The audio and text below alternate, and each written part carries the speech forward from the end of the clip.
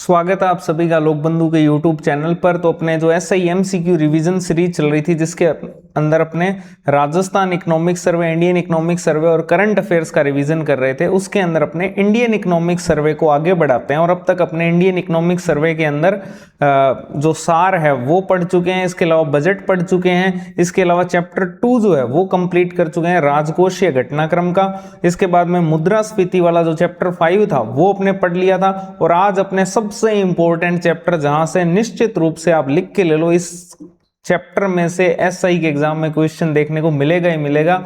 और ये जो चैप्टर है इसको आपको कहीं और से पढ़ने की नीड नहीं है, ये सिर्फ सर्वे में से ही पढ़ा जाता है सही तरीके से, क्योंकि ये लेटेस्ट आंकड़ों के अनुसार पढ़ा जाता है। चैप्टर का नाम है विदेशी व्यापार या फिर फॉरेन ट्रेड, ठीक है। और इस चैप्टर के अंदर कुछ भी एनालिटिकल पोर्शन नहीं है और ना ही आपको दिमाग पर जोर देने की आवश्यकता है, सब कुछ फैक्चुअल ही है और फैक्चुअल ही प्रश्न इसमें से आता है, ठीक है। जैसे HDI एक फैक्चुअल चीज है, उसी प्रकार से ये विदेशी व्यापार वाला टॉपिक भी पूरी तरह से फैक्चुअल ही रहने वाला है। और इसमें जो अननेसेसरी फैक्ट्स हैं उनको याद करने की नीड नहीं है, कौन कौन से करने हैं वो मैं आपको इस क्लास में बता दूंगा, ठीक है। तो साथ साथ अपने MCQs भी करेंगे। इसके अलावा ये जो कंटेंट है ये आपको मैंने बता ही रखा है, ये कंटेंट कहाँ पर मिलेगा। तो ये जो कंटेंट है पूरा का पूरा थ्योरी वाला, ये तो आपको मिलेगा व्हाट्सएप नंबर पे, ठीक है। व्हाट्सएप नंबर क्या है वहां पर 9145902683। इस व्हाट्सएप नंबर पे थ्योरी वाली पूरी की पूरी PSI के लिए इंडियन इकोनॉमी जो है वो हमने तैयार की है, जिसके अंदर भारतीय बजट है, भारतीय आर्थिक समीक्षा का सार है। इसके अलावा जो चैप्टर सर्वे के आपके PSI के अंदर इंपॉर्टेंट है वो सारे चैप्टर यहाँ पर कवर किए गए हैं, ठीक है। इसके अलावा जो करंट अफेयर्स है जनवरी से लेकर जून तक का और जुलाई तक का भी इसमें इंक्लूडेड है वैसे तो, ठीक है। तो वो सारा करंट अफेयर्स अलग से कवर किया गया इकोनॉमी का। इसके अलावा जो भी कंसेप्चुअल पार्ट है, ठीक है ना, जो कंसेप्चुअल पार्ट है उस सारे सिलेबस के MCQs के थ्रू उसकी जो विस्तृत व्याख्याएं हैं उनके थ्रू उस पूरे सिलेबस को कवर किया गया है। तो ये आपको ऊपर जो व्हाट्सएप नंबर बताया था वहां पे मिल जाएगी थ्योरी वाली, ठीक है। और इसका डेमो आप देख सकते हैं आराम से, 42 पेज का डेमो पड़ा हुआ है टेलीग्राम चैनल पर, जिसका नीचे डिस्क्रिप्शन में लिंक दिया हुआ है, या फिर आप यहां पर, हाँ टेलीग्राम चैनल, ठीक है, लोक बंधु 2025, ठीक है। अब चलते हैं क्लास के ऊपर। और इसके जो MCQs हैं, ये जो MCQs मैं आपको करवाता हूं सारे, ये कहां पे मिल जाएंगे, अभी अपलोड कर दिए, अपलोड करके ही क्लास ले रहा हूं। मुझे पता है कुछ लोग बोलेंगे अपलोड तो कर दो, अपलोड तो कर दो, तो अपलोड करके ही क्लास ले रहा हूं मैं।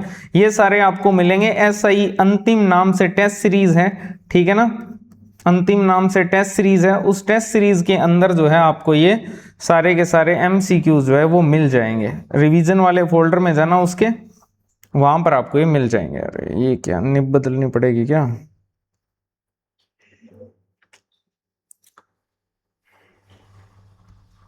ठीक है। तो अब अपने आते हैं क्लास के ऊपर। तो सबसे पहले तो अगर अपने बात करें विदेशी व्यापार की, तो इसको आप ऐसे समझ लो कि व्यापार बेसिकली क्या होता है। व्यापार के अंदर दो चीजें शामिल होती है, एक होता है आयात और एक होता है निर्यात। एक होता है आयात और एक होता है निर्यात, इंपोर्ट और एक्सपोर्ट, ठीक है। आप सबको पता है सरकार हमेशा निर्यात को बढ़ावा देने के लिए ही नीतियां निकालती है या योजनाएं बनाती है, ठीक है। क्यों? क्योंकि बहुत ही सिंपल सी बात है कि निर्यात का क्या मीनिंग होता है कि हम कोई चीज बेचते हैं तो हमें पैसे मिलते हैं, साधारण भाषा में समझो। आयात का मतलब है हम किसी से खरीद रहे हैं वो चीज, इसका मतलब हमारे पैसे लग रहे हैं। तो सरकार लगने वाली चीज को थोड़ी प्रोत्साहित करेगी, वो तो जिससे हम पैसा कमा सकते हैं उस चीज को प्रोत्साहित करेगी। अगर ये दोनों बराबर होते हैं तो उसको अपने बोलते हैं संतुलन की स्थिति। लेकिन जो आयात है अगर वो निर्यात से ज्यादा है, इसका मतलब क्या है, इसका मतलब ये है कि हम खर्चा ज्यादा कर रहे हैं, कमा कुछ नहीं रहे हैं, ठीक है। तो उसको बोलते हैं घाटे की स्थिति, ठीक है। उसको क्या बोलते हैं, व्यापार घाटे की स्थिति। जो भारत जो है वो व्यापार घाटे की स्थिति में है, ठीक है। तो ये कुछ बेसिक है, इसके अलावा कुछ भी आपको बेसिक पढ़ने की नीड नहीं है, इसमें सब फैक्चुअल है, एग्जाम ओरिएंटेड ही पढ़ो, बहुत कम टाइम बचा है अभी। तो सबसे पहले अगर अपने देखें वैश्विक आर्थिक परिदृश्य और व्यापारिक गतिशीलता को, ट्रेड डायनामिक्स को अगर अपने देखें तो इसमें वैश्विक व्यापार के अंदर जो है वो बदलाव हुआ है। जैसे आप सब देख ही रहे हैं वैश्विक स्तर पर जो व्यापार है उसमें परिवर्तन कैसे हो रहा है। जैसे आप देख रहे हो चीनी का रेट बढ़ रहा है ना, तो चीनी क्या होगी, फिर इंपोर्ट ज्यादा होगी। ऐसी चीजें कनेक्ट करके पढ़ी जाती है। विश्व अर्थव्यवस्था जो है अनियंत्रित वैश्वीकरण से हटकर अब भू राजनीतिक वैश्वीकरण की ओर बढ़ रही है। ये सर्वे के अंदर सीधा सीधा लिखा हुआ है कि पहले क्या था, जो वैश्विक अर्थव्यवस्था थी वो एक अनियंत्रित वैश्वीकरण के दौर में थी, है ना, अनकंट्रोल्ड ग्लोबलाइजेशन। लेकिन अब ये क्या हो गई है, ये भू राजनीतिक वैश्वीकरण की ओर बढ़ रही है। भू राजनीति किस, जियोपॉलिटिक्स किस प्रकार से काम कर रही है, उसी के अनुसार ही अर्थव्यवस्था जो है वो डिसाइड होती है विश्व स्तर पर। ठीक है, जैसे यूएस ईरान वॉर है, इससे अर्थव्यवस्था डिसाइड होगी। ऐसी जो चीजें हैं, टैरिफ है, चाइना है, तो ये जो चीजें हैं इनसे अर्थव्यवस्था निर्धारित होती है। तो सिंपल बात लिखी गई है कि जो वैश्विक अर्थव्यवस्था है वो अनियंत्रित वैश्वीकरण से अब भू राजनीतिक वैश्वीकरण की ओर बढ़ रही है। फिर इसके बाद आईएमएफ जो है वो आपके व्यापार वृद्धि के अनुमान जो है वो जारी करता है ना, इस किसमें, वर्ल्ड इकोनॉमिक आउटलुक के अंदर। वर्ल्ड इकोनॉमिक आउटलुक जो रिपोर्ट है, जो कौन जारी करता है, आईएमएफ जारी करता है। उसके अंदर आईएमएफ ने वैश्विक व्यापार में वृद्धि दर के अनुमान जो हैं वो जारी किए हैं। जैसे कि जो आपके कैलेंडर ईयर 2024 है उसके अंदर 3.5% की वृद्धि दर का अनुमान था, जबकि कैलेंडर ईयर 2025 के अंदर ये 3.6% है। इसका मतलब 2025 में कितना है, 3.6%। अब ये बीच क्लास में निब नहीं बदल सकते, ये प्लस से निकालनी पड़ती है। ठीक है, तो एक बार थोड़ा एडजस्ट कर लेना आप। तो जो कैलेंडर ईयर 2025 है उसके अंदर जो है वो 3.6% वैश्विक वृद्धि दर का अनुमान है, और ये वृद्धि दर जो है और कम होगी। कैलेंडर ईयर 2026 के अंदर 2.3% हो जाएगी। ये कितनी हो जाएगी, 2.3%। ठीक है, ये वर्ल्ड इकोनॉमिक आउटलुक रिपोर्ट है। क्या ये सब याद करने हैं, बिल्कुल भी नहीं। चलो नेक्स्ट चलते हैं। फिर भारत का व्यापार प्रदर्शन, trade performance of India. Bharat की व्यापार की स्थिति कैसी है। अगर हम समग्र व्यापार स्थिति को देखें, टोटल ट्रेड को देखें, तो इसके अंदर वैश्विक व्यापार में भारत की हिस्सेदारी को अपने देखेंगे 2005 से लेकर 2024 तक क्या स्थिति रही है। वैश्विक व्यापार के अंदर भारत की क्या जो है भागीदारी रही है 2005 से लेकर 2024 तक। तो इसमें आपको मोटा मोटा याद रखना है, बस ये आंकड़े याद नहीं करने हैं। वस्तु निर्यात जो होता है, जो मर्चेंडाइज का एक्सपोर्ट होता है, वस्तु निर्यात है, उसमें 1.8% यानी 0.8% बढ़ा है 2005 से 24 तक। कितना बढ़ा है, 0.8%, यानी ये 1.8% हो गया है। वस्तु निर्यात जो है इसमें क्या हुई है, बढ़ोतरी हुई है, लेकिन बहुत कम बढ़ोतरी देखने को मिली है। फिर व्यावसायिक जो सेवा है, कमर्शियल सर्विसेज है, उनके एक्सपोर्ट के अंदर 2% से 4.3% की बढ़ोतरी हुई है। यहां पर तो जो बढ़ोतरी हुई है वो 0.8% ही हुई है वस्तु निर्यात के अंदर, जबकि अगर आप उसमें देखोगे व्यावसायिक सेवा में तो 2.3% की वृद्धि हुई है। तो आप सिंपल एक फैक्ट याद रखना कि व्यावसायिक सेवा का जो निर्यात है वो वस्तु निर्यात की तुलना में अधिक बढ़ोतरी उसमें हुई है। ठीक है, 2005 से 2024 तक का अगर अपने कंपैरिजन लें तो उसके अंदर जो व्यावसायिक सेवा है उसके अंदर ज्यादा वृद्धि हुई है वस्तु निर्यात की तुलना में। ठीक है, ये फैक्ट एक याद रखना है, बस ये सब कुछ याद करने की नीड नहीं है। इसके बाद में जो अंकटाड संस्थान है वो निकालता है डाइवर्सिटी इंडेक्स। अंकटाड जो है डाइवर्सिटी इंडेक्स 2025 जो अंकटाड ने जारी किया है उसको अपने हिंदी में बोलते हैं विविधता सूचकांक 2025। तो इस विविधता सूचकांक के अंदर भारत की जो है वो आपके अगर रैंकिंग पूछ ली जाए, व्यापार साझेदारी की जो विविधता है उसके अंदर भारत का स्थान, तो ये अगर ग्लोबल साउथ कंट्रीज के अंदर देखोगे आप, ग्लोबल साउथ कंट्रीज जो है उसके अंदर अगर आप देखोगे तो इसमें भारत जो है वो तीसरे स्थान पर है। पहले स्थान पर कौन है, तो पहले स्थान पर चीन है, और दूसरे स्थान पर कौन है, तो यूएई है। बस आपको इतना याद रखना है, भारत का स्कोर को कुछ याद नहीं रखना, स्कोर सिर्फ एचडीआई वाले ही याद रखने हैं। ठीक है, तो विविधता सूचकांक के अंदर अगर भारत का स्थान पूछे तो भारत तीसरे स्थान पर है डाइवर्सिटी के मामले में। व्यापार साझेदारी विविधता के मामले में भारत ग्लोबल साउथ कंट्रीज के अंदर तीसरे नंबर पर है, चीन और यूएई के बाद। अगर आपसे पूछ ले वस्तु व्यापार की विविधता के मामले में, तो भारत ग्लोबल साउथ में चौथे स्थान पर है वस्तु व्यापार की विविधता के मामले में। ये तो है व्यापार साझेदारी के अंदर, ठीक है। व्यापार साझेदारी की विविधता के मामले में भारत ग्लोबल साउथ में तीसरे नंबर पर है और वस्तु व्यापार विविधता में चौथे नंबर पर है। बहुत सिंपल सी बात है, अगर व्यापार साझेदारी पूछेगा तो तीसरे नंबर पर है ग्लोबल साउथ में, और वस्तु व्यापार विविधता पूछेगा तो चौथे स्थान पर है। स्कोर वगैरह कुछ भी याद नहीं करने हैं। अब आंकड़े दिए हुए हैं, ठीक है, ये इंपॉर्टेंट क्या क्या है इनमें से वो अपने को समझने हैं। देखो आंकड़ों के अंदर सबसे पहले तो फाइनेंशियल ईयर 2025 के आंकड़े दिए हुए हैं और एक आपके अप्रैल से लेकर दिसंबर 2025 तक के प्रोविजनल आंकड़े दिए हुए हैं फाइनेंशियल ईयर 26 के, ठीक है। तो इसके अंदर अगर अपने देखें तो कुल निर्यात जो है, आंकड़े सिर्फ यही वाले याद करने हैं, ध्यान रखना, फाइनेंशियल ईयर 25 वाले।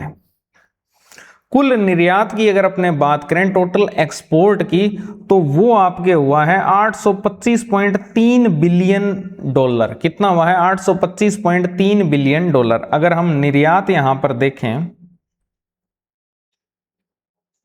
अगर हम निर्यात की बात करें तो कुल निर्यात कितना हुआ है, तो आप याद रखना 825.3 बिलियन डॉलर, इतना तो हुआ है निर्यात। अब वो पूछेगा आयात कितना हुआ है, भारत ने आयात कितना किया। भारत ने जो निर्यात किया है वो 825.3 बिलियन डॉलर का किया है, ठीक है। अब आयात कितना किया है? 919.9 बिलियन डॉलर। कितना? 919.9 बिलियन डॉलर। 919.9 billion dollar. अब वो पूछेगा घाटा कितना हुआ, क्योंकि अगर आयात ज्यादा है निर्यात से, इसका मतलब घाटा हुआ है। तो ये आप 919 में से 919.9 में से अगर आप 825.3 माइनस कर दोगे तो आपका कुल व्यापार घाटा आ जाएगा, जो कि हुआ है 94.7 बिलियन डॉलर का। कितना हुआ है? 94.7 बिलियन डॉलर का। माइनस ही करना है, तो इनमें से कोई दो आंकड़े याद कर लोगे तो तीसरा तो अपने आप ही निकल के आ जाएगा। घाटा कैसे निकालते हैं? आयात माइनस निर्यात से, ठीक है। तो ये आंकड़े याद करने वाले हैं सबसे पहले तो, कि निर्यात कितना हुआ है भारत का फाइनेंशियल ईयर 2025 के अंदर। ये फाइनेंशियल ईयर 2025 की स्थिति देख रहे हैं हम। तो निर्यात तो हुआ है आपके 825.3 बिलियन डॉलर, आयात हुआ है 919.9 बिलियन डॉलर, और घाटा आप इनको माइनस कर लोगे तो 94.7 बिलियन डॉलर जो है वो घाटा हुआ है, ठीक है। तो ये सबसे इंपॉर्टेंट आंकड़े हैं, ध्यान रखना है। अब इसमें वस्तु निर्यात, वस्तु आयात, वस्तु व्यापार घाटा, ये सब आपको याद करने की नीड नहीं है। आपको जो फैक्ट याद करना है वो बस इतना ही है, टोटल निर्यात कितना हुआ, टोटल आयात कितना हुआ, और कुल व्यापार घाटा कितना हुआ, ठीक है। ये फैक्ट आपको याद करने हैं। अगर हम फाइनेंशियल ईयर 26 के अंदर प्रोविजनल स्थिति को देखें तो ये जो निर्यात है इसमें गिरावट होगी। निर्यात में क्या होगी? गिरावट होगी। 825 से ये सीधा 634 पे आ गया। क्या आपको ये 634 याद करना है? नहीं याद करना। आपको सिर्फ इतना याद रखना है, इसमें क्या अनुमान है? प्रावधानिक अनुमान, गिरावट का अनुमान है, ठीक है। आयात के अंदर भी क्या होगी? गिरावट होगी। लेकिन आप ध्यान से समझना कि आयात में भी गिरावट होगी तो फिर क्या घाटा, तो घाटा जो है वो बढ़ेगा, घाटा बढ़ेगा। आप बोलोगे भाई निर्यात भी कम हो रहा है, आयात भी कम हो रहा है, तो फिर घाटा कैसे बढ़ रहा है? घाटा भी उसी स्तर पर रहना चाहिए, ठीक है, या फिर कम होना चाहिए। तो कम तो वो तभी हो पाएगा जब निर्यात बढ़ेगा और आयात कम होगा। लेकिन यहां पर तो स्थिति ये है कि जो निर्यात है उसमें भी कमी होगी, आयात में भी कमी होगी, लेकिन जो आयात में होने वाली कमी है वो निर्यात में होने वाली कमी से कम है, इसलिए व्यापार घाटा जो है वो बढ़ेगा। ये आप याद कर सकते हो। व्यापार घाटा कितना होगा? 96.6 हो जाएगा। तो फाइनेंशियल ईयर 26 के अंदर ये 96.6 होने का अनुमान है। कितना? 96.6 बिलियन डॉलर हो जाएगा। ये आप एक याद रख सकते हो, ठीक है। तो ये सबसे इंपॉर्टेंट आंकड़े हैं। वस्तु वाला छोड़ दो बोले। अब इसके बाद चलते हैं अपने वस्तु और कृषि व्यापार की तरफ, मर्चेंडाइज और एग्रीकल्चर ट्रेड की तरफ। इसमें क्या क्या याद करने हैं, तो इसके अंदर सबसे प्रमुख है आपके गैर पेट्रोलियम और गैर रत्न आभूषण। ठीक है, गैर पेट्रोलियम यानी कि पेट्रोलियम के अलावा जो वस्तुएं हैं, और इसके अलावा गैर रत्न या आभूषण यानी कि रत्न और आभूषण के अलावा जो वस्तुएं हैं। तो ये आपके भारत के कुल वस्तु निर्यात का 78.7% हिस्सा है। इसका कहने का मतलब ये है कि जो कुल निर्यात है, टोटल जो निर्यात है, अगर उस निर्यात में से मैं पेट्रोलियम वस्तुओं को निकाल दूं, ठीक है, पेट्रोलियम वस्तुओं को निकाल दूं और उसके अलावा मैं आपके रत्न और आभूषण को निकाल दूं, रत्न या आभूषण को मैं निकाल दूं, तो जो भी वस्तुएं आएगी, जो अन्य वस्तुएं होंगी, उन वस्तुओं का जो योगदान है निर्यात के अंदर वो 78.7% है। इसका मतलब अगर आपसे पूछ ले कि पेट्रोलियम और रत्न और आभूषण का कितना है, तो वो फिर कितना होगा, वो 21.3% हो जाएगा। वो कितना हो जाएगा, 21.3%। यानी कि पेट्रोलियम वस्तुओं और जो रत्न और आभूषण है, इनका निर्यात के अंदर जो प्रतिशत हिस्सा है वो 21.3% है, और अन्य वस्तुओं का कितना है, 78.7% है। ठीक है, फाइनेंशियल ईयर 2025 के अंदर क्या प्रदर्शन रहा है, तो इसमें 7.5% की वृद्धि रही है गैर पेट्रोलियम और गैर रत्न और आभूषण जो वस्तुएं हैं उनके अंदर। कितनी वृद्धि रही है, 7.5% की वृद्धि रही है, तथा गैर पेट्रोलियम निर्यात जो है वो अपने ऐतिहासिक उच्च स्तर पर पहुंच गया है। तो आपको सिर्फ इतना याद रखना है कि गैर पेट्रोलियम निर्यात के अंदर अब तक की सर्वाधिक वृद्धि जो है देखने को मिली है। बस ये 7.5 और ये सब आपको याद नहीं करने हैं। इसके अलावा अगर हम देखें कि मुख्य निर्यात मदें, सबसे ज्यादा निर्यात जो है वो किनका किया गया, मुख्य निर्यात मदें कौन सी थी इनके अंदर, तो वो आपकी आ जाएगी सबसे पहले तो इलेक्ट्रॉनिक्स या फिर दूर संचार उपकरण। ठीक है, मुख्य निर्यात मदों की अगर अपने बात करें, ये प्रश्न पूछे जाते हैं। ठीक है, मुख्य निर्यात वस्तुएं, मुख्य निर्यातित वस्तुएं, मुख्य निर्यातित वस्तुएं। तो मुख्य निर्यातित वस्तुओं की अगर अपने बात करें, क्योंकि मैंने आपको बताया कि 78.7% हिस्सा पेट्रोलियम और रत्न और आभूषण के अलावा अन्य वस्तुओं का है, तो इसमें कौन कौन सी वस्तुएं टॉप पर हैं, तो इसमें सबसे ऊपर है इलेक्ट्रॉनिक या फिर दूर संचार उपकरण। सबसे ज्यादा हम निर्यात किसका कर रहे हैं, इलेक्ट्रॉनिक या फिर दूर संचार उपकरणों का, इलेक्ट्रॉनिक या फिर दूर संचार उपकरण का। इसके बाद दूसरे नंबर पर हम कर रहे हैं फार्मास्यूटिकल जो वस्तुएं हैं, फार्मेसी से रिलेटेड, फार्मास्यूटिकल, फार्मास्यूटिकल जो वस्तुएं हैं उनका हम सबसे ज्यादा निर्यात कर रहे हैं। ठीक है, इसके अलावा तीसरे नंबर पर अपने कर रहे हैं इलेक्ट्रिकल मशीनरी का। ठीक है, फार्मास्यूटिकल बोल लो और जैविक उत्पाद बोल लो, जैविक उत्पाद। और उसके अलावा तीसरे नंबर पर हम कर रहे हैं इलेक्ट्रॉनिक मशीनरी का। तो ये चीजें हैं, सबसे ज्यादा निर्यात हम कर रहे हैं इलेक्ट्रॉनिक या दूर संचार, फिर फार्मास्यूटिकल वस्तुएं या जैविक उत्पाद, और तीसरे नंबर पर इलेक्ट्रॉनिक मशीनरी आपके आ जाएगी, इलेक्ट्रिकल मशीनरी। ठीक है, ये मुख्य निर्यात मदें हैं जिनमें वृद्धि देखने को मिली है बेसिकली।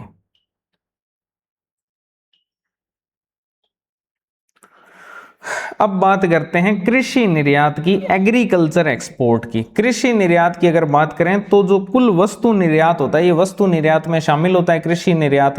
कुल वस्तु निर्यात के अंदर इसका हिस्सा 11 से लेकर 14% के बीच होता है। याद करना या नहीं करना, बिल्कुल भी नहीं करना।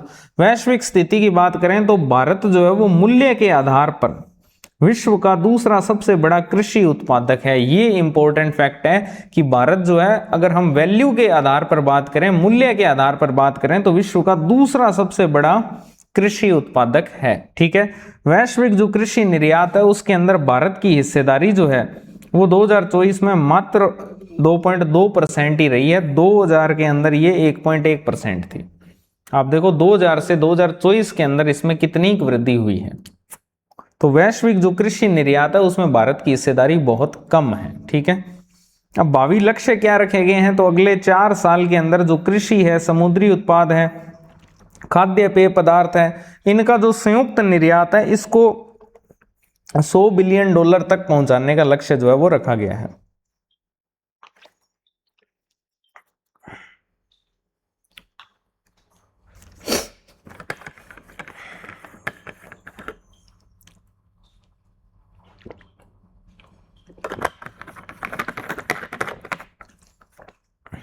ठीक है, तो ये आपके कृषि निर्यात की स्थिति है। तो कृषि निर्यात के अंदर वैश्विक कृषि निर्यात में भारत की हिस्सेदारी बहुत कम है, लेकिन भारत मूल्य के आधार पर विश्व का दूसरा सबसे बड़ा कृषि उत्पादक है। ठीक है, और अगले 4 साल के अंदर जो कृषि निर्यात है, जिसके अंदर कृषि, समुद्री उत्पाद, खाद्य और पेय पदार्थ आते हैं, उनके संयुक्त निर्यात को $100 बिलियन तक पहुंचाने का लक्ष्य रखा गया है।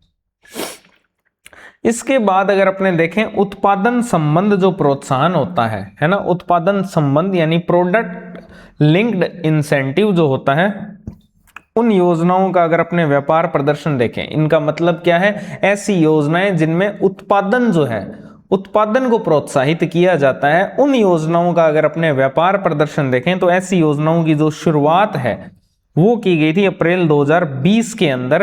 प्रारंभ में ये मोबाइल, एपीआई, मेडिकल डिवाइसेस, इनमें स्टार्ट की गई थी और वर्तमान के अंदर ये टोटल 14 क्षेत्रों के अंदर विस्तारित है। तो अगर आपसे पूछ ले कि वर्तमान के अंदर उत्पादन संबंध जो प्रोत्साहन योजना है वो कितने क्षेत्रों के अंदर चल रही है, 14 क्षेत्रों के अंदर ये चल रही है। इसकी शुरुआत हुई थी अप्रैल 2020 के अंदर।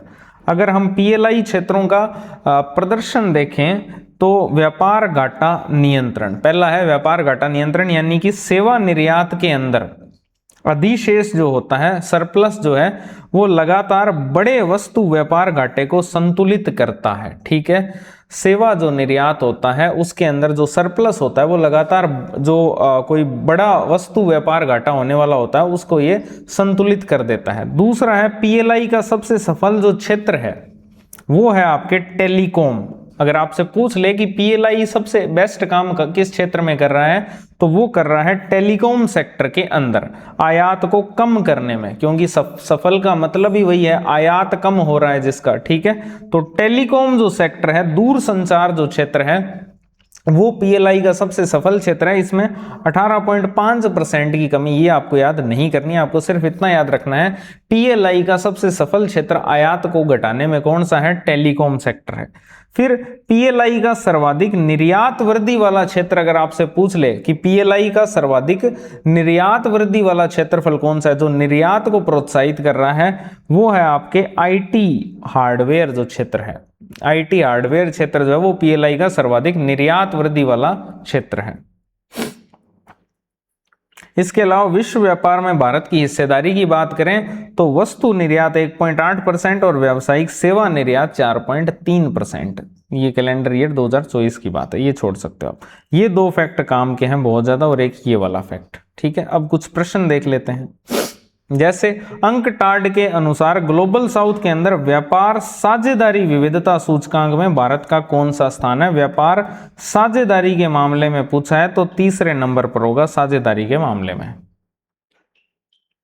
फिर पूछा है कि उत्पादन संबद्ध प्रोत्साहन योजनाओं के अंतर्गत आयात में सर्वाधिक कमी किस क्षेत्र के अंदर हुई है, तो पीएलआई का सबसे सफल क्षेत्र अभी बताया है टेलीकॉम है, इसमें सर्वाधिक कमी देखने को मिली है आयात के अंदर। ठीक है, आगे चलते हैं। इसके बाद बात कर लेते हैं अपने कुछ निर्यात गंतव्य और आयात स्रोतों के विविधीकरण पर, डाइवर्सिफिकेशन ऑफ ट्रेड। ठीक है ना, इसकी अपने बात करनी है। तो सबसे पहले तो यहां पर अमेरिकी जो टैरिफ दबाव है और भारत का लचीलापन है उसको बताया गया है कि अमेरिकी टैरिफ की क्या स्थिति है। तो भारत से अमेरिका को निर्यात की जाने वाली जो अधिकांश वस्तुएं हैं उन पर 50% टैरिफ जो है वो लागू है। ये क्योंकि बहुत ज्यादा चर्चा में रहा था तो हो सकता है प्रश्न पूछ लिया जाए, सर्वे में भी दिया हुआ है कि भारत से अमेरिका को निर्यात की जाने वाली जो अधिकांश वस्तुएं हैं उनके ऊपर कितना टैरिफ जो है वो, टैरिफ यानी शुल्क, कितना शुल्क लागू है, 50%। कितना? 50%।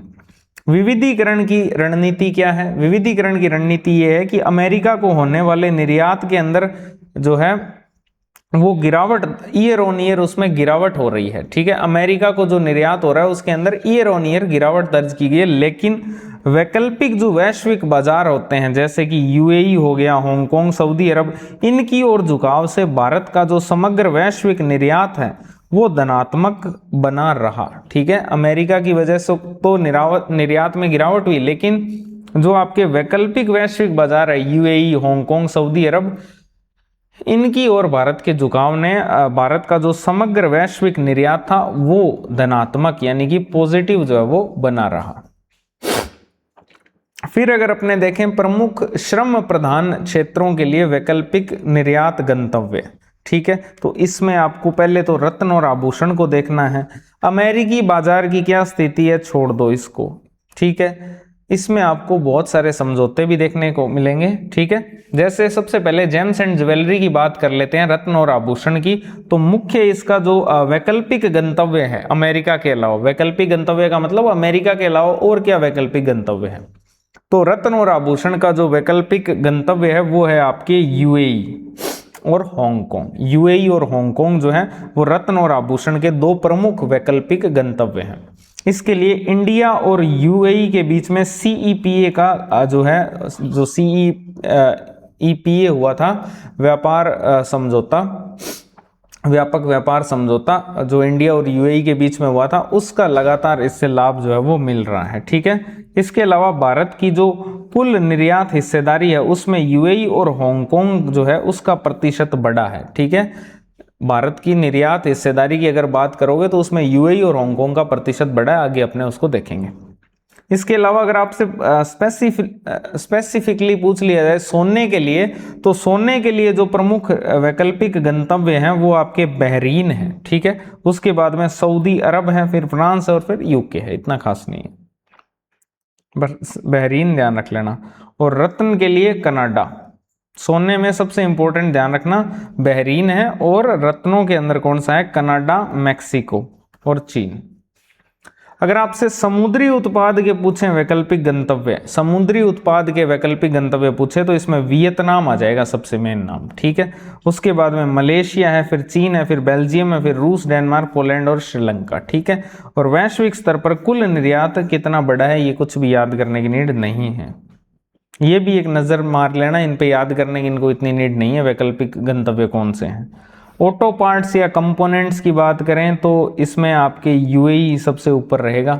ठीक है, और यूएई की ऑटो कंपोनेंट निर्यात में हिस्सेदारी बढ़कर इतनी हुई है, छोड़ दो इसको। इसके अलावा कपड़ा और संबद्ध उत्पाद के अंदर, सूती वस्त्रों के अंदर नाइजीरिया सबसे ऊपर रहेगा, और मानव निर्मित जो वस्त्र है उनमें नीदरलैंड, और जो रेडीमेड गारमेंट है उसके अंदर जापान। एक बार पढ़ना है, बाकी इसको बार बार नहीं पढ़ना है। फार्मास्यूटिकल की बात अगर अपने करें तो फार्मास्यूटिकल के अंदर जो आपके आयुष है उसमें वियतनाम, फिर बल्क ड्रग्स के अंदर नीदरलैंड, और सर्जिकल्स के अंदर श्रीलंका। इसके अलावा जेनेरिक जो दवाएं होती है उन पर अनिश्चितताओं के बावजूद भी वैश्विक निर्यात जो है वो बढ़ा है। इसके बाद इसी के अंदर शामिल होता है कच्चे तेल का आयात और उसका विविधीकरण। ठीक है, क्रूड ऑयल की सोर्सिंग की बात अगर अपने करें तो क्रूड ऑयल की सोर्सिंग के मामले में आयात में वृद्धि वाले जो नए स्रोत हैं वो आपके कौन कौन से हैं, एक तो है अमेरिका। ठीक है, भारत से अमेरिका का जो आयात है उसमें वृद्धि हुई है क्रूड ऑयल के। ठीक है, भारत कहां कहां से क्रूड ऑयल मंगाता है, तो अमेरिका, यूएई, इन सबसे। ठीक है, तो इसमें सबसे ऊपर किसके आयात में वृद्धि हुई है, कहां से ज्यादा मंगा रहा है, अमेरिका से। ठीक है, सॉरी, ज्यादा कहां से मंगा रहा है, ज्यादा यूएई से मंगा रहा है, लेकिन दूसरे नंबर पर अमेरिका ही है। वृद्धि कितनी है, 4.6 से बढ़कर ये 8.1% हुआ है। वहीं यूएई के अंदर अगर बात करें तो ये 11% के आसपास है, 9.4% से बढ़कर 11.1% हुआ है। क्या याद करना है, तो देखो इसमें दो चीजें आप याद कर लेना बस, एक तो यूएई जो है इसको याद कर लेना कि क्रूड ऑयल सोर्सिंग के अंदर आयात में वृद्धि वाले अगर नए की बात करें तो यूएई, और उसके बाद में आपकी यूएसए, ये दो मेन है, बस ये याद कर लेना। आयात में कमी वाले अगर अपने बात करें पारंपरिक स्रोत, तो उसमें रूस से सबसे ज्यादा अपने क्रूड ऑयल मंगाते थे, ठीक है, उसके अंदर क्या हुई है, कमी हुई है। इसी प्रकार सऊदी अरब, इन सब में कमी की जा रही है, इराक, वेनेजुएला, इनसे अब हम क्रूड ऑयल इतना सोर्स नहीं करते हैं, जबकि ज्यादा कहां से करते हैं, अमेरिका और यूएई से, ठीक है। इसके बाद बात करते हैं आर्थिक जटिलता और नवाचार की, ठीक है। तो इसके लिए सबसे पहले आर्थिक जटिलता के लिए आर्थिक जटिलता सूचकांक निकाला जाता है, ठीक है। क्या निकाला जाता है, आर्थिक जटिलता सूचकांक, जिसको अपने शॉर्ट में क्या बोलते हैं, ईसीआई बोलते हैं। और ये जो रिपोर्ट है ये कौन जारी करता है, ये Harvard Atlas of economic complexity जो है वो इसको जारी करता है। Harvard Atlas of economic complexity जो है वो इसको जारी करता है। वर्ष 2023 की ये रिपोर्ट है और इसके अंदर भारत की जो ईसीआई रैंकिंग है, ईसीआई का मतलब क्या हुआ, इकोनॉमिक कॉम्प्लेक्सिटी इनोवेशन, यानी आर्थिक जटिलता जो है सूचकांक। तो भारत की ईसीआई रैंकिंग अगर आप देखोगे तो 145 देशों में से 44वीं रैंक है भारत की, जबकि 2013 में ये 57वें स्थान पर था। तो रैंकिंग में सुधार तो हुआ है। तो भारत की आर्थिक अगर आप जटिलता रैंकिंग देखोगे तो भारत 44th नंबर पर है। अंतर की बात करें तो ईसीआई रैंकिंग की तुलना में भारत की जो जटिलता आउटलुक सूचकांक है ना, कॉम्प्लेक्सिटी आउटलुक इंडेक्स जो है COI, उसमें रैंकिंग दूसरे नंबर पर है। इसका मतलब अगर आपसे दो फैक्ट पूछ लिए जाए कि एक तो आर्थिक जटिलता सूचकांक में भारत की क्या रैंकिंग है, तो 44वें नंबर पर है। जटिल है तो रैंकिंग थोड़ी नीचे होगी। फिर दूसरा अगर वो आपसे ये पूछ ले कि जटिलता आउटलुक सूचकांक जो है, जटिलता आउटलुक सूचकांक, उसमें रैंकिंग जो है वो सेकंड है। जटिलता आउटलुक सूचकांक में रैंकिंग कौन सी है, सेकंड है। बाकी उसमें 44th। ये सब आप छोड़ सकते हो। अब इसके लिए नियामक और संस्थागत सुधार क्या हो रहे हैं, ANRF और RDIF जो है इनकी स्थापना की जा रही है। ANRF क्या है, अनुसंधान नेशनल रिसर्च फाउंडेशन है, और RDIF क्या है, अनुसंधान विकास और नवाचार कोष है, जिनकी स्थापना की जा रही है। छोड़ सकते हो। ट्रिप्स समझौता और फार्मास्यूटिकल क्षेत्र जो है इनका रूपांतरण, ठीक है। इसका क्या मतलब है, इसका मतलब है संस्थागत व्यवधान। 1995 के अंदर WTO का जो ट्रिप्स समझौता था, उसके कारण भारत को पेटेंट अधिनियम जो 1970 है उसकी प्रक्रिया पेटेंट व्यवस्था को बदलकर 2005 के अंदर उत्पाद पेटेंट लागू करना पड़ा था, ठीक है। ये एक संस्थागत व्यवधान हुआ था। WTO का जो ट्रिप्स समझौता था जो कि 1995 में हुआ था, उस समझौते के कारण भारत का जो पेटेंट अधिनियम था 1970, जिसमें भारत ने प्रक्रिया पेटेंट को अपनाया था, उसको भारत ने 2005 में इस WTO के ट्रिप्स समझौते के कारण चेंज किया और प्रक्रिया पेटेंट की जगह जो है वो उत्पाद पेटेंट जो है वो लागू किया गया, ठीक है। अब बात करते हैं कुछ व्यापार समझौते और निर्यात प्रोत्साहन नीतियों की। तो इसमें सबसे पहले देखते हैं हालिया जो मुक्त व्यापार समझौते हुए हैं, फ्री ट्रेड एग्रीमेंट्स जो हुए हैं, हालिया जो मुक्त व्यापार समझौते हुए हैं वो देख लेते हैं। तो इसमें सबसे पहला आता है भारत और ओमान। ये बहुत ही ज्यादा इंपॉर्टेंट है। 18 दिसंबर 2025 को जो है ये समझौता हुआ है। कब हुआ है, भारत और ओमान के बीच में CEPA, तो ये हुआ है आपके 18 दिसंबर 2025 को। 18 दिसंबर 2025 को भारत और ओमान के बीच में मुक्त व्यापार समझौता हुआ है, जिसके तहत भारत के 99.38% निर्यात को शुल्क मुक्त या ड्यूटी फ्री जो है वो किया गया है। भारत का कितना परसेंट निर्यात, तो आप मान के चलो लगभग 100%। 99.38% जो निर्यात है उसको ड्यूटी फ्री कर दिया गया है। इसके अलावा 97.96% शुल्क रेखाओं पर तत्काल शुल्क की समाप्ति भी कर दी गई है। टैरिफ लाइंस के ऊपर तत्काल जो शुल्क लिया जाता है वो भी समाप्त कर दिया गया है 97% पर। सेवा क्षेत्र के अंदर ओमान के द्वारा कंप्यूटर, R&D, शिक्षा और स्वास्थ्य सेवाओं के अंदर महत्वपूर्ण प्रतिबद्धताएं जो है वो जारी की गई है। इसके अलावा अगर अपने बात करें अन्य संपन्न और जारी वार्ताओं की, तो भारत और UK के बीच में CETA जो है वो होने वाला है, ठीक है। भारत और न्यूजीलैंड के अंदर FTA वार्ता जो है वो संपन्न हुई दिसंबर 2025 में। अमेरिका, चिली और पेरू के साथ भी वार्ता जारी है, तो ये सब छोड़ सकते हो। भारत ओमान वाला इंपॉर्टेंट है बस। इसके बाद बात करें व्यापार सुगमता और तरलता उपायों की, तो इसमें सबसे पहला आता है ट्रेड कनेक्ट ई प्लेटफॉर्म। ट्रेड कनेक्ट ई प्लेटफॉर्म क्या है? तो ये निर्यातकों को FTA छूट की जानकारी के लिए टैरिफ एक्सप्लोरर सुविधा जो है वो प्रदान करता है। छोड़ दो। निर्यात संवर्धन मिशन, निर्यातकों हेतु डिजिटल और लचीला ढांचा और क्रेडिट गारंटी योजना, नहीं, छोड़ सकते हो। RBI के व्यापार राहत उपाय क्या है? RBI ट्रेड रिलीफ रेगुलेशन 2025, ये इंपॉर्टेंट है, इसको ध्यान से समझ लेना। RBI के जो व्यापार राहत उपाय हैं, तो इसके लिए RBI ने जो प्रत्यावर्तन का मतलब लौटाना, तो जो निर्यात आय की प्राप्ति है या प्रत्यावर्तन अवधि है उसको 9 माह से बढ़ाकर कितना कर दिया है?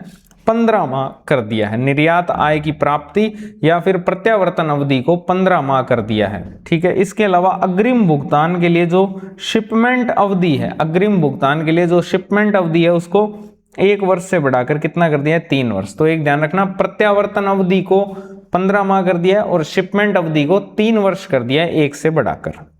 इसके अलावा जो निर्यात ऋण है उनकी अवधि को 450 दिन तक इसको बढ़ाया जा सकता है 31 मार्च 2026 तक वितरित ऋणों पर। तो ये आप दो इंपॉर्टेंट है, ये याद कर लेना। एक तो निर्यात आय की प्रत्यावर्तन अवधि 9 माह से 15 माह कर दी है, 9 माह से बढ़ाकर कितनी कर दी है? 15 माह। अग्रिम भुगतान के लिए जो शिपमेंट अवधि है वो 1 वर्ष से बढ़ाकर 3 वर्ष कर दी है। फिर अगर अपने बात करें भारत का सेवा व्यापार, तो भारत का जो सर्विस ट्रेड है वो अपने को देखना है। तो सेवा व्यापार के प्रमुख आंकड़ों की, अगर एक तो वस्तु हो गया, एक सेवा हो गया, ठीक है। तो सेवा जो निर्यात है, क्या हमें ये सब याद करना चाहिए? सेवा निर्यात कितना है, सेवा आयात कितना है? तो आई थिंक आपको ये नहीं करना चाहिए, लेकिन इसमें क्या है? सरप्लस की स्थिति है। इसमें क्या है? सरप्लस की स्थिति है, इसलिए ये ज्यादा इंपॉर्टेंट है। वैसे तो अपने देखा था वस्तु के अंदर तो क्या थी? घाटे की स्थिति थी, लेकिन यहां पर क्योंकि यहां पर निर्यात जो है वो आयात से ज्यादा है सर्विसेज के मामले में, तो यहां पर क्या है? अधिशेष की स्थिति है, सरप्लस की स्थिति है सेवाओं के अंदर। ठीक है। इसका मतलब भारत जो है वो सेवाओं का निर्यात ज्यादा करता है, ना कि वस्तुओं का। अगर आंकड़ों पर आए तो आंकड़ों में आप एक याद कर लेना बस, कितनी सेवाओं का निर्यात करना है, कितनी सेवाओं का आयात करता है, ये छोड़ दो। आप तो ये याद कर लो कि सेवा व्यापार अधिशेष कितना है भारत का, वो है आपके 188.8 बिलियन डॉलर। कुल जो देखा था अपने वो तो था 94 के आसपास, है ना? 94 ही था ना? कुल जो अपने देखा था वो था, हाँ, 94.7 बिलियन डॉलर था, जिसमें वृद्धि करके 26 के अंदर 96.6 होना था। ठीक है। और जो सेवा है, क्योंकि वो तो था घाटा, ये अधिशेष है, तो अधिशेष कितना है? 188.8 बिलियन डॉलर। 188.8 बिलियन डॉलर का सेवा व्यापार अधिशेष जो है, जो कि अब तक का सबसे हाईएस्ट है, इसलिए और ज्यादा इंपॉर्टेंट हो जाता है। तब तक का जो ऐतिहासिक उच्च स्तर है वो इसने प्राप्त किया 188.8 बिलियन डॉलर का सेवा व्यापार अधिशेष। अब ये जो सेवा व्यापार अधिशेष है, ये जो घाटा लगता है भारत को, जो वस्तु व्यापार घाटा लगता है, क्योंकि वस्तुओं के अंदर भारत निर्यात कम करता है, सेवाओं का ज्यादा करता है, तो यानी कि वस्तुओं में घाटा लगता है। तो जो वस्तुओं का व्यापार घाटा होता है उसकी ये भरपाई भी करता है सेवा व्यापार अधिशेष। तो वो कितनी भरपाई करता है? तो वो लगभग 2/3 या फिर 61.1% हिस्से की भरपाई कर देता है। बहुत सिंपल सी बात है, दो चीजें होती है, एक वस्तु होती है, एक सेवा होती है। भारत सेवाओं का निर्यात ज्यादा करता है, वस्तुओं का आयात ज्यादा करता है। इसका मतलब जहां आयात ज्यादा है वहां पर घाटा लगेगा, जहां निर्यात ज्यादा है वहां पर अधिशेष होगा। ठीक है।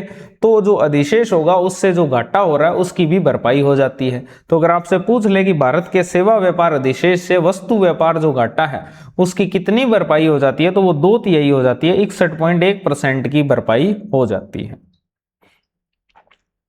अब इसी के अंदर सेवाओं के अंदर ही शामिल होती है आपके सॉफ्टवेयर और व्यावसायिक सेवाएं। अब इसके अंदर क्या है, तो इसके अंदर भारत जो है वैश्विक जो जीसीसी हब है उसके रूप में उभरा है। ग्लोबल जो कैपेबिलिटी सेंटर्स होते हैं, वैश्विक क्षमता केंद्र जो होते हैं, भारत इनके रूप में उभरा है। ठीक है, इसके अलावा एआई स्किल पेनिट्रेशन की बात करें तो भारत एआई कौशल प्रवेश के मामले में विश्व में दूसरे स्थान पर है, पहले स्थान पर अमेरिका है। ठीक है, अगर आपसे पूछ ले भारत एआई कौशल प्रवेश के अंदर कौन से स्थान पर है पूरे विश्व में, तो सेकंड नंबर पर है। एआई स्किल पेनिट्रेशन के मामले में भारत जो है वो दूसरे नंबर पर है। किसने निकाला है? स्टैनफोर्ड ने एआई इंडेक्स रिपोर्ट निकाली है 2025 के अंदर, जिसमें भारत जो है वो एआई स्किल पेनिट्रेशन के मामले में पूरे विश्व में दूसरे स्थान पर है। अगर आपसे पूछ ले सॉफ्टवेयर निर्यात के गंतव्यों की, जो कि आरबीआई का सर्वे है 2025 के लिए, सॉफ्टवेयर निर्यात गंतव्य, तो इसमें सबसे बड़ा गंतव्य है अमेरिका। सॉफ्टवेयर निर्यात का सबसे बड़ा गंतव्य कौन सा है? अमेरिका है, और दूसरे नंबर पर यूरोप है। तो ये ध्यान रखना, सॉफ्टवेयर निर्यात के दो सबसे बड़े गंतव्य अमेरिका और यूरोप। अब कुछ प्रश्न कर लेते हैं। ये देख लो, ये प्रश्न है। 18 दिसंबर 2025 को संपन्न हुए भारत ओमान सीईपीए के तहत भारत के कितने % निर्यात को ड्यूटी फ्री या फिर शुल्क मुक्त पहुंच प्रदान की गई है? तो ये 99.38% को की गई है। ठीक है,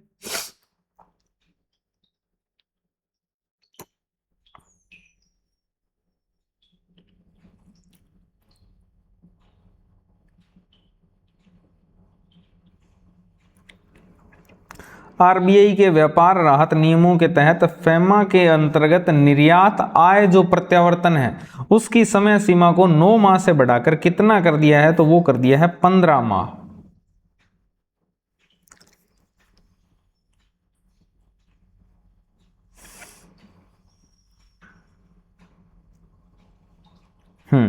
Harvard Atlas of economic complexity के अनुसार जटिलता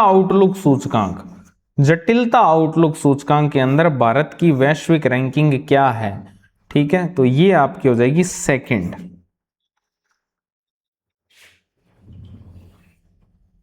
ठीक है, अब चलते हैं आगे।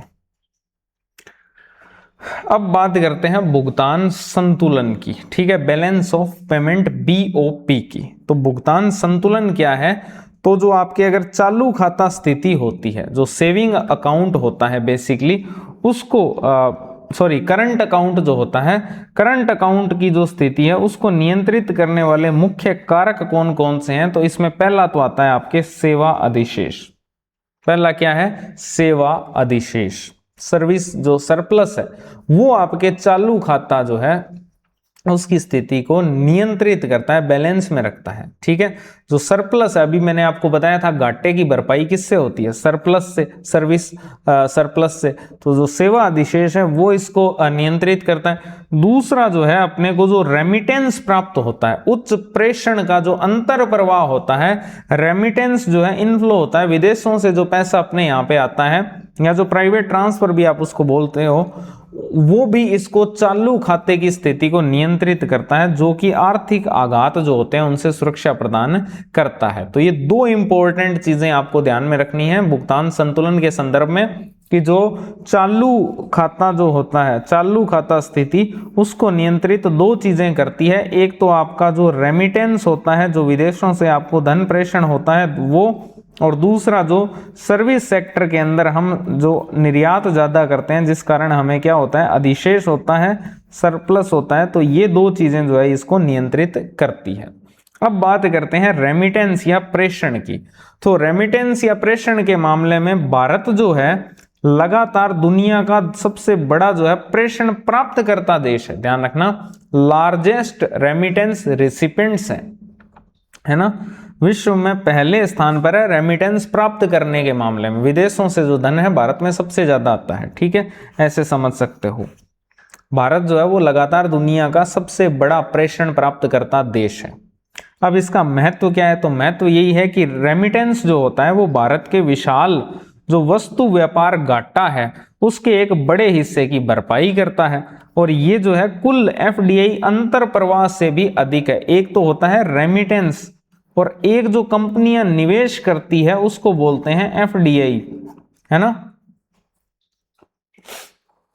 तो ये जो प्रत्यक्ष विदेशी जो निवेश होता है इससे भी ज्यादा है रेमिटेंस, ये ध्यान रखना।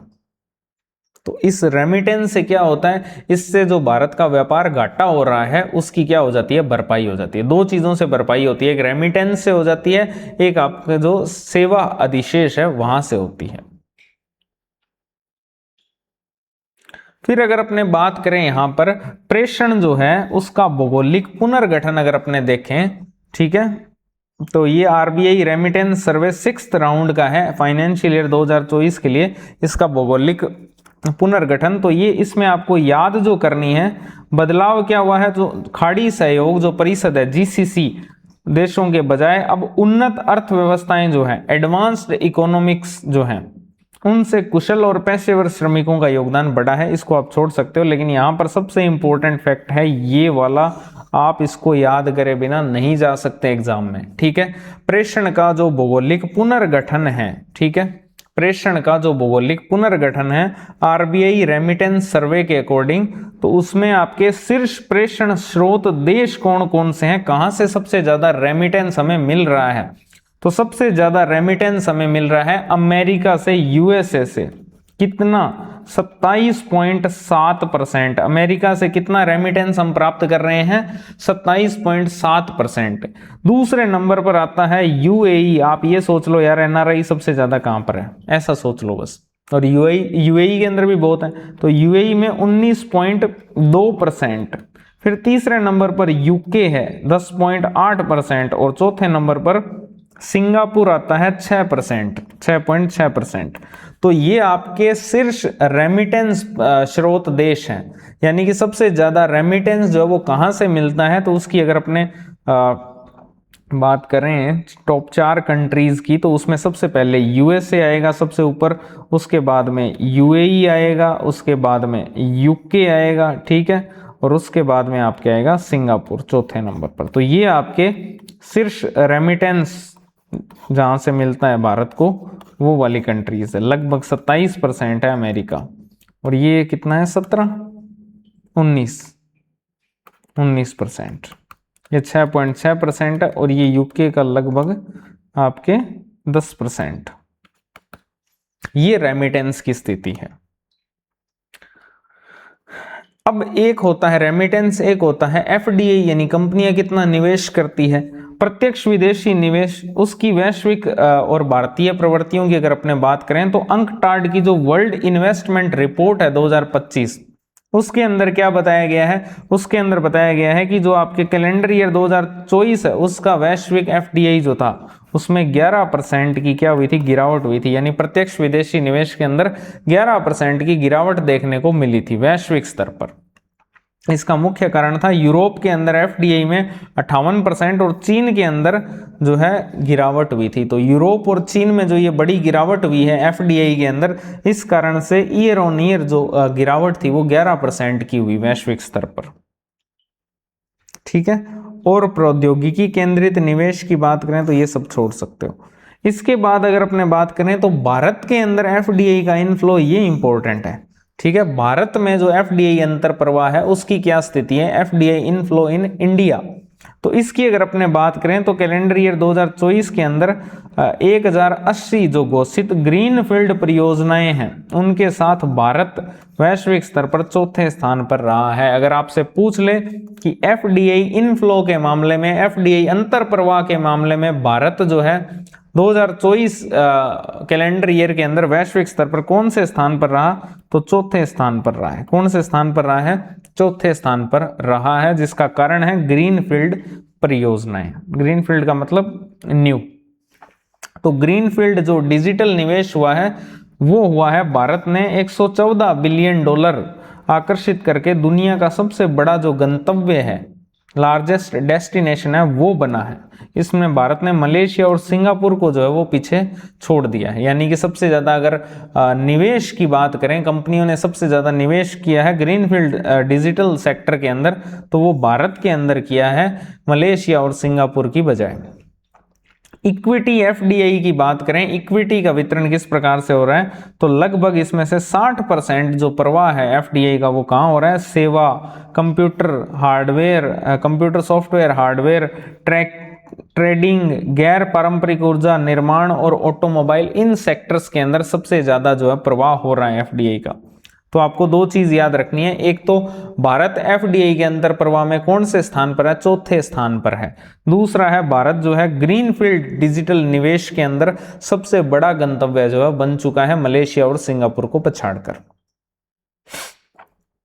इसके बाद अगर अपने बात करें तो भारत का जो एफडीआई है उसके ऊपर प्रतिफल और प्रतिस्पर्धी मॉडल, भारत के एफडीआई पर प्रतिफल और प्रतिस्पर्धी मॉडल का मतलब है रिटर्न्स एंड बेस्ट प्रैक्टिसेस, यानी एफडीआई के ऊपर अगर अपने जोखिम समायोजित प्रतिफल की बात करें, यानी कि risk adjusted return on inward FDI, जो एफडीआई जो आता है हमारे पास में उसके ऊपर जोखिम समायोजित प्रतिफल अगर अपने देखें तो उसमें क्योंकि निवेश के अंदर सबसे इंपॉर्टेंट फैक्टर क्या होता है, जोखिम, रिस्क कितना है। आप भी कोई चीज जमीन लेते हो, कोई प्लाट लेते हो तो वहां पे देखते हो ना कि इसकी वैल्यू कितनी रहेगी आने वाले सालों में, तो वो भी एक रिस्क है। तो वही चीज एफडीआई में भी होता है। तो जोखिम समायोजित जो प्रतिफल है अगर इसकी बात करें तो भारत 7.2 के अनुपात के साथ वैश्विक स्तर पर सेकंड नंबर पर है इंडोनेशिया के बाद। ये क्या दर्शाता है कि भारत विदेशी निवेशक जो है उनको कम अस्थिरता के साथ उच्च और टिकाऊ रिटर्न देता है। इसका मतलब बहुत सिंपल है कि जो विदेशी निवेशक होते हैं, जो फॉरेन इन्वेस्टर्स होते हैं, वो भारत के अंदर जोखिम होने के बावजूद भी जो है इन्वेस्ट करते हैं। और इस मामले में भारत दूसरे नंबर पर है, पहले नंबर पर इंडोनेशिया है। ठीक है, क्योंकि भारत उनको एक अच्छा रिटर्न देता है। दूसरा अगर यहां पर देखें अपने कनेक्टर कंट्रीज को, कनेक्टर देश और वैश्विक एफडीआई आकर्षित करने की रणनीतियों को, तो इसमें विभिन्न देशों के संस्थागत एफडीआई मॉडल भी हैं। जैसे कि विभिन्न देशों के संस्थागत एफडीआई मॉडल दे रखे हैं। जैसे वियतनाम जो है इसका है आपके डिक्री 19। तो अगर आपसे ये सुमेलित करने वाले में पूछ ले तो आप हैरान मत हो जाना, ये इको सर्वे में से लिया गया इंडिया वाली में से। ठीक है, ये आपको कुछ भी याद नहीं करने हैं, सिर्फ आपको योजना का नाम ध्यान रखना है। सुमेलित करवाया जा सकता है कि डिक्री 19 जो है वो वियतनाम से संबंधित एक एफडीआई योजना है। ठीक है, मलेशिया की जो है वो है गोल्डन पास, गोल्डन पास जो योजना है वो मलेशिया की है। फिलीपींस की कौन सी है, क्रिएट मोर एक्ट, सिर्फ इतना याद करना है और इसके अलावा कुछ भी याद नहीं करना है। तो वियतनाम की डिक्री 19 है, मलेशिया की गोल्डन पास योजना है, फिलीपींस की क्रिएट मोर एक्ट है। ठीक है, इसके अलावा आपके ताइवान और थाईलैंड की भी बताई गई है, जिसके अंदर थाईलैंड की है पीएम की अध्यक्षता में बोर्ड के द्वारा बड़ी परियोजनाओं को सीधी मंजूरी दी जाती है। ठीक है, ताइवान के अंदर सिंगल विंडो सेवा केंद्र है। तो ऊपर वाली 3 अगर आप याद कर लो तो वो भी काफी है। फिर बात करते हैं आपके प्रत्यक्ष विदेशी बाह्य निवेश, प्रत्यक्ष विदेशी बाह्य निवेश की बात करनी है। अब अपने को आउटवर्ड एफडीआई की बात करनी है, जिसके अंदर अगर अपने सैद्धांतिक ढांचा देखें कि भारत कहां निवेश कर रहा है, सैद्धांतिक ढांचा, तो इसमें निवेश विकास पथ जो है वो बना हुआ है। ये जो निवेश विकास पथ है, इन्वेस्टमेंट डेवलपमेंट पाथ जो बना हुआ है, जिसको अपने आईडीपी के नाम से जानते हैं, इसके अंदर सबसे पहले तो जो मॉडल दिया था वो डनिंग और नरूला ने दिया था 1996 के अंदर। तो जो निवेश विकास पथ है इसका जो मॉडल प्रस्तुत किया था वो डनिंग और नरूला ने दिया था 1996 में। इसमें भारत की स्थिति जो है वो, भारत जो है इसके अंदर निवेश विकास पथ जो है इसके 3rd स्टेज में है। भारत जो है वो जो आपके निवेश विकास पथ है उसके 3रे चरण में है, डनिंग और नरूका मॉडल के अनुसार। विशेषता क्या है, भारत अब केवल अंतर प्रवाह प्राप्त करता न रहकर प्रौद्योगिकी और कौशल उन्मुख जो विदेशी परिसंपत्तियां हैं उनका अधिग्रहण भी कर रहा है, यानी इन्वेस्ट कर रहा है भारत कहां पर, टेक्नोलॉजी और स्किल के ऊपर। ठीक है, तो जो प्रौद्योगिकी और कौशल उन्मुख विदेशी परिसंपत्तियां हैं उनका अब भारत अधिग्रहण भी कर रहा है।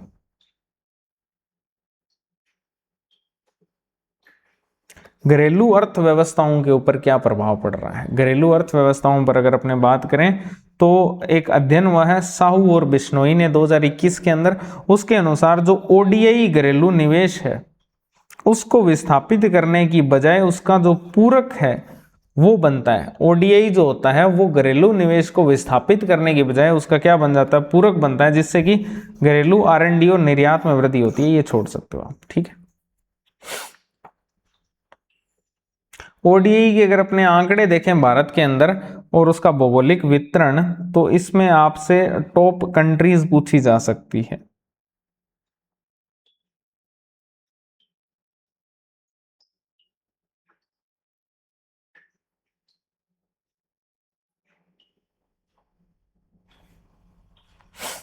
ओडीआई यानी आपके प्रत्यक्ष विदेशी जो बाह्य निवेश है उसकी बात हो रही है।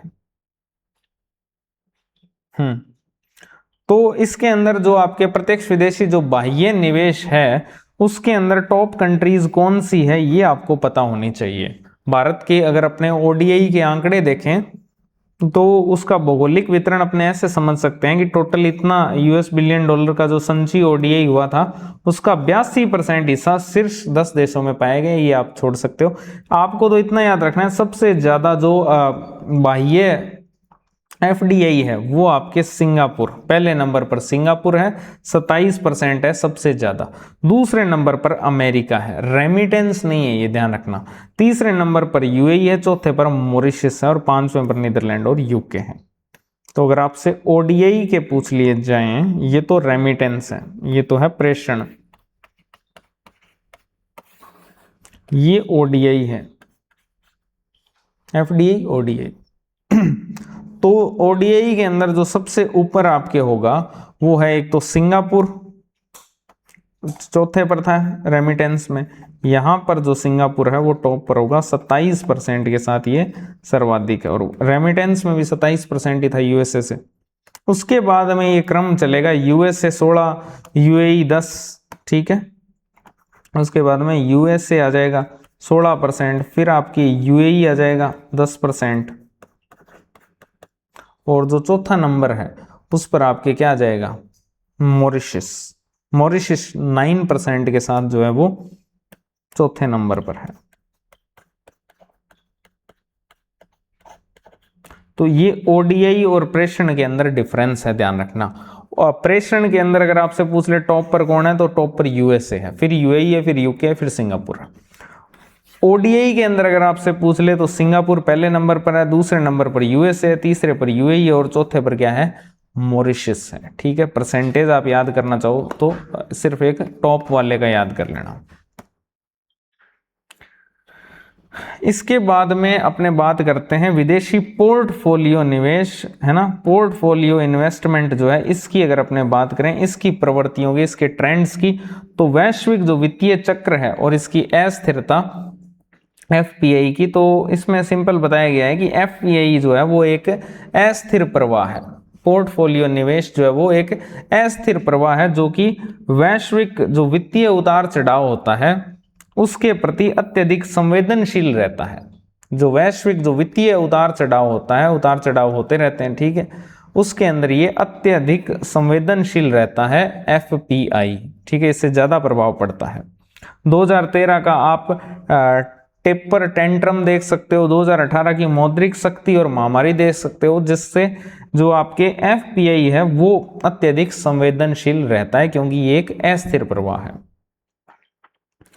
अगर यहां पर इसमें देखें तो सकारात्मक जो वर्ष है उनके अंदर इक्विटी जो प्रवाह है उसका प्रभुत्व रहता है, ठीक है। एफपीआई के अंदर अगर अपने सकारात्मकता की स्थिति लेकर चलें तो इक्विटी का जो प्रवाह है उसका डोमिनेंस रहेगा। लेकिन अगर ऋण प्रवाह की बात करें तो ऋण प्रवाह जो है वो ब्याज दरों और वैश्विक जोखिमों के प्रति अत्यधिक संवेदनशील होते हैं। डेब्ट फ्लो जो होते हैं, जो ऋण प्रवाह होते हैं, ये तो इक्विटी प्रवाह है जो सकारात्मक वर्षों में डोमिनेट करता है, लेकिन जो डेब्ट फ्लो है, ऋण प्रवाह है, वो ब्याज दर और जो वैश्विक जोखिम होते हैं उनके प्रति अत्यधिक संवेदनशील होते हैं, ठीक है। अब यहां बताया गया है कि जो ऋण प्रवाह है उसको स्थिर करने वाले मार्ग, तो इसमें एक आता है आपके स्वैच्छिक प्रतिधारण मार्ग, जिसको अपने वॉलंटरी रिटेंशन रूट बोलते हैं। इसके तहत एफपीआई को भारतीय ऋण साधनों में कम से कम 75% निवेश जो है न्यूनतम 3 वर्ष की अवधि के लिए बनाए रखना होता है। इसकी शर्त क्या है स्वैच्छिक प्रतिधारण मार्ग की, कि न्यूनतम 75% जो निवेश है वो 3 वर्षों की अवधि के लिए बनाए रखना होता है। ठीक है। दूसरा आता है पूर्ण सुलभ मार्ग, फुल्ली एक्सेसिबल रूट। इसके तहत क्या होता है एफपीआई, एनआरआई और ओसीआई बिना किसी मात्रात्मक सीमा या क्षेत्रीय प्रतिबंधों के एफएआर बॉन्ड्स के अंदर निवेश कर सकते हैं। आपको तो बस ये वाला याद करना है कि इसमें शर्त क्या है कि कम से कम 75% निवेश जो है वो न्यूनतम 3 वर्षों की अवधि के लिए बनाए रखना होता है। अब बात करते हैं विदेशी मुद्रा भंडार और विनिमय दर की। ये इंपॉर्टेंट है, फॉरेक्स। ठीक है, विदेशी मुद्रा भंडार है ना, और एक एक्सचेंज रेट, विनिमय दर। इसके अंदर सबसे पहले आता है आपके विदेशी मुद्रा भंडार। भारत का कुल विदेशी मुद्रा भंडार कितना है, सबसे पहले तो एक आंकड़ा यही इंपॉर्टेंट है। भारत का जो विदेशी मुद्रा भंडार है वो कितना है, तो इसका जवाब है 701.4 बिलियन डॉलर।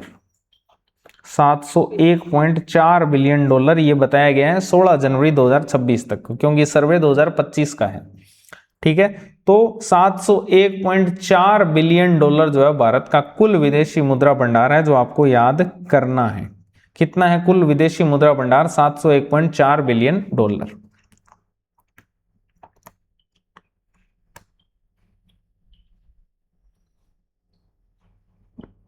विदेशी मुद्रा भंडार।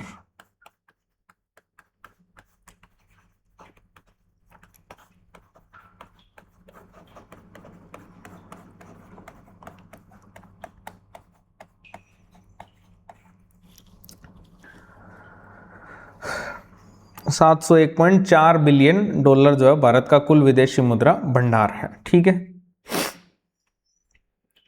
अब इसका घटकवार अपने विभाजन देखते हैं। तो इसमें सबसे पहला हिस्सा आता है विदेशी मुद्रा भंडार में विदेशी मुद्रा परिसंपत्तियां, एफसीए। जो आपके टोटल मैंने आपको विदेशी मुद्रा भंडार बताया है 701.4 बिलियन डॉलर का, जिसको आप 701 ही याद कर सकते हो, इतना ही काफी है। तो उसके अंदर सबसे बड़ा जो हिस्सा है वो आपके किसका है, एफसीए का, यानी कि विदेशी मुद्रा जो परिसंपत्तियां हैं उनका सबसे बड़ा हिस्सा है, जो कि 560 के आसपास है। ये याद नहीं करना है, सिर्फ इतना याद करना है सबसे ज्यादा कौन सा है, विदेशी मुद्रा परिसंपत्तियां। उसके बाद दूसरे नंबर पर विदेशी मुद्रा भंडार में आता है गोल्ड। ठीक है, दूसरे नंबर पर आता है गोल्ड। तीसरे नंबर पर आता है एसडीआर या फिर विशेष आहरण अधिकार, जो कि आईएमएफ जो है वो आवंटित करता है। ठीक है, चौथे नंबर पर आता है आपके आईएमएफ के अंदर जो रिजर्व ट्रेंच होता है उसकी स्थिति, आरटीएफ। तो ये 4 प्रमुख घटक है, ध्यान रखना इसके विदेशी मुद्रा भंडार के। सबसे ज्यादा कौन सा है, एफसीए, विदेशी मुद्रा परिसंपत्तियां। दूसरे नंबर पर गोल्ड, तीसरे नंबर पर आपके विशेष आहरण अधिकार, एसडीआर, जो कि आईएमएफ आवंटित करता है, और चौथे नंबर पर आता है आईएमएफ के अंदर रिजर्व ट्रेंच जो है उसकी क्या स्थिति है। ठीक है, अब अगर अपने यहां पर देखें विनिमय दर की गतिशीलता को, है ना, एक्सचेंज रेट डायनामिक्स को, तो इसमें रुपया जो है उसमें गिरावट हुई है। रुपये का क्या हुआ है, मूल्यह्रास हुआ है। 1 अप्रैल 2025 से 15 जनवरी 2026 के दौरान जो भारतीय रुपया है वो डॉलर की तुलना में 5.4% कमजोर हुआ है। कितना कमजोर हुआ है, 5.4% कमजोर हुआ है। जो भारतीय रुपया है वो अमेरिकी डॉलर की तुलना में कितना कमजोर हुआ है, 5.4%।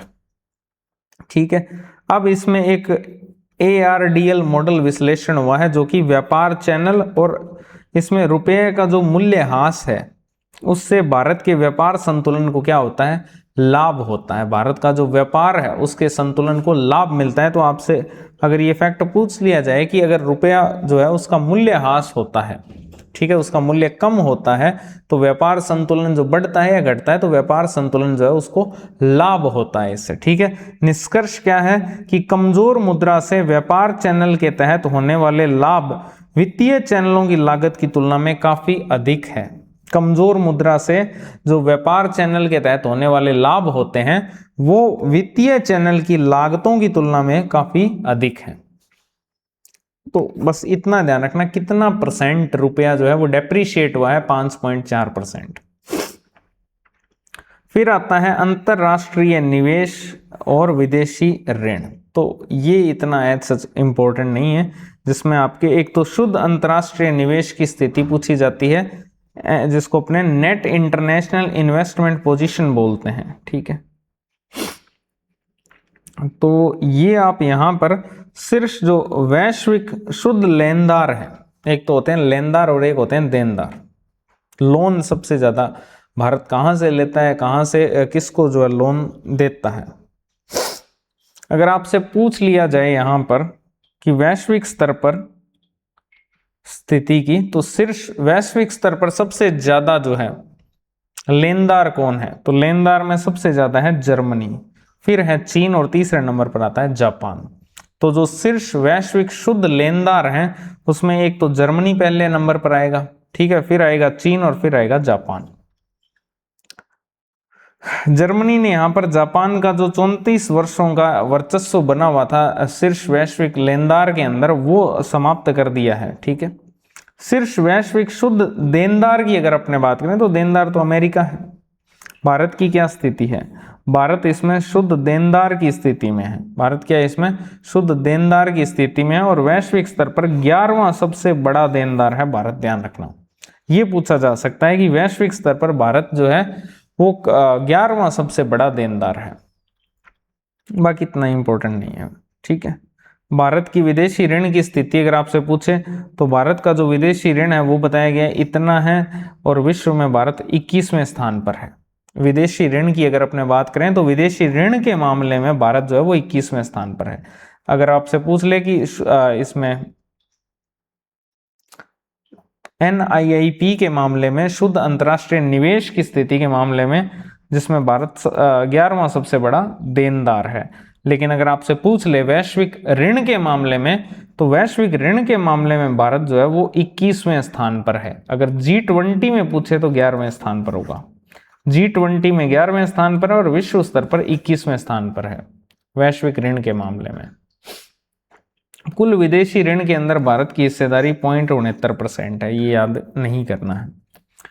जोखिम सूचकांक की बात करें तो विदेशी ऋण से GDP अनुपात 18.4% है, छोड़ दो, ये सब छोड़ दो। तो ये पूरी की पूरी चीज है। अगर अपने एक बार में रिवाइज करें तो आर्थिक जटिलता आउटलेट के अंदर, आउटलुक के अंदर वैसे 2 रिपोर्ट निकाली, इसमें 2 स्थितियां हैं, व्यापार साझेदारी व्यापार साझेदारी नहीं, आर्थिक जटिलता और एक और चीज है, ठीक है, उसमें अलग अलग स्थिति है। AI स्किल पेनिट्रेशन में भारत की रैंक सेकंड है, ये आप पढ़ लेना, आपके नोट्स में दिए हुए हैं, ठीक है, जो आप खरीदोगे उसके अंदर आपको ये मिल ही जाएंगे। तो ये आप आराम से इसको रिवाइज कर लेना। यहाँ पर अब अपने जो बचे हुए क्वेश्चन है वो कर लेते हैं। डनिंग और नरूला का जो निवेश विकास पथ मॉडल था उसके अनुसार भारत वर्तमान में किस चरण के अंदर है, तो भारत तीसरे चरण में है। फिर आता है कि RBI प्रेषण सर्वेक्षण जो है, इसके अनुसार भारत को प्रेषण भेजने वाला शीर्ष स्रोत देश कौन सा है, तो भारत को सबसे ज्यादा रेमिटेंस जो भेजने वाला देश है वो कौन सा है।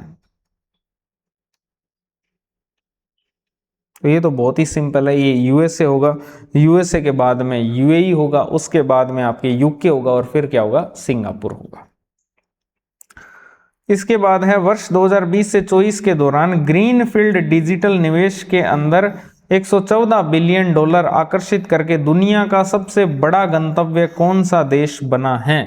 ये ग्रीनफील्ड डिजिटल निवेश की बात हो रही है और आप सबको पता है ग्रीनफील्ड डिजिटल निवेश के अंदर जो है भारत जो है वो पहले स्थान पर है।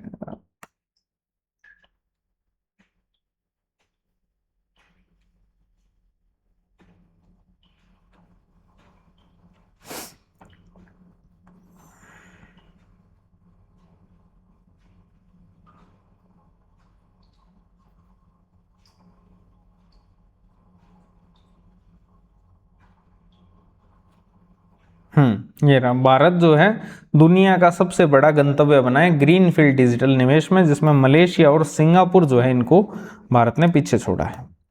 ठीक है, इसके बाद में है कि भारत जो है प्रत्यक्ष विदेशी बाह्य निवेश एफडीआई आउटवर्ड एफडीआई या जिसको अपने ओडीआई बोलते हैं, उसका सबसे बड़ा गंतव्य देश कौन सा है? भारतीय जो ओडीआई है उसका सबसे बड़ा गंतव्य देश याद करो क्या था? सिंगापुर 27%। उसके बाद दूसरे नंबर पर अमेरिका था, तीसरे पर आपके यूएई था 10% और चौथे पर था मॉरिशस 9%। Q2 2025 तक शुद्ध अंतरराष्ट्रीय निवेश स्थिति के अनुसार जापान के 34 वर्षों के वर्चस्व को समाप्त करके विश्व का शीर्ष शुद्ध लेनदार देश कौन सा है? तो जापान को जे से ही रिप्लेस किया, जे से नहीं है जी से है वो, तो वो है जर्मनी। जैसे जापान जैसे जर्मनी, जर्मनी ने जो है यानी अब जर्मनी जो है वो टॉप पर है लेनदार के मामले में। ठीक है, ये सारे आपके क्वेश्चन थे और ये आपका पूरा का पूरा चैप्टर कंप्लीट होता है। यहाँ से एक प्रश्न निश्चित आएगा और इन्हीं में से आएगा। थैंक यू वेरी मच आप सभी का, मिलते हैं अपने अगली क्लास में।